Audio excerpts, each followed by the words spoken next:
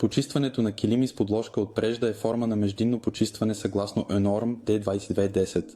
За да се намери подходящият процес на почистване на текстилни повърхности в съответствие с ENORM D2210, е необходимо да се идентифицира килимът, по-точно да се разграничат различните влакна.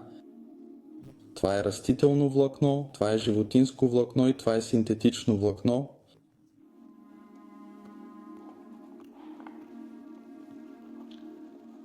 С помощта на тестване с пламък е лесно да се разграничат различните видове влакна.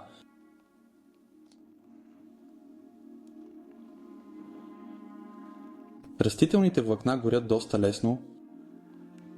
Те тлеят и миришат на изгоряло дърво или хартия. Резултатът е белезникава пепел.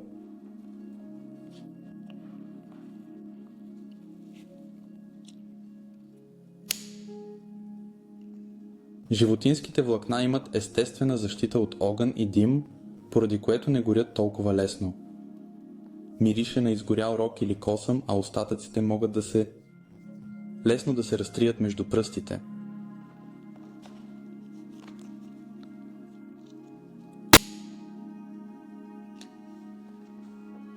Синтетичното влакно гори добре, влакното се топи, обикновено мирише на пластмаса или синтетичен материал и след като влакното изтине, остава сферичен твърд остатък. За да определите правилните методи за почистване, вижте подробната информация в нашето ръководство Reinigungstechnik, за да избегнете увреждане на килимите по време на почистването. При всички операции по почистване трябва да се спазват общи предпазни мерки и мерки за защита. В зависимост от средата и ако има деликатни повърхности, може да са ви необходими покриващ и залепващ маскиращ материал, постелка за улавяне на мръсотията, знак опасност от подхлъзване и необходимите лични предпазни средства като ръкавици, очила и предпазни обувки. Преди започване на всяка дейност по почистване, повърхностите, които ще се обработват, и съседните повърхности трябва да се проверят за предишни повреди и да се оценят потенциалните повреди. Всички отклонения трябва да бъдат документирани и да бъдат докладвани на клиента, възложителя или ръководителя. За почистването с подложка за прежда е необходим почистващ препарат без повърхностно активни вещества, студен спрей за отстраняване на дъвки и подходящ препарат за отстраняване на петна. Необходимо е следното оборудване и машини: лъжица за отстраняване на дъвки, абсорбираща бяла кърпа за отстраняване на петна, бутилка с пулверизатор, вертикална прахосмокачка, подопочистваща машина с почистващ диск и подложка за прежда.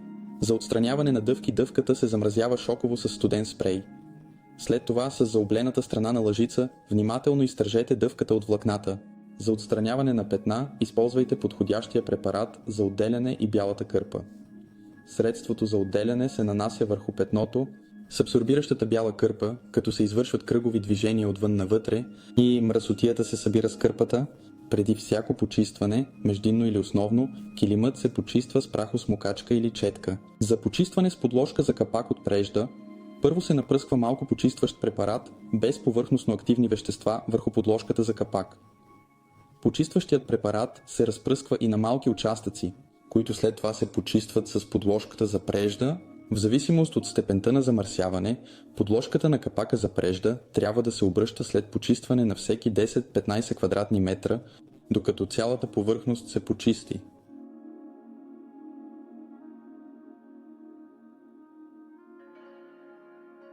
След изсъхване подът трябва да се изчисти отново с прахосмокачка.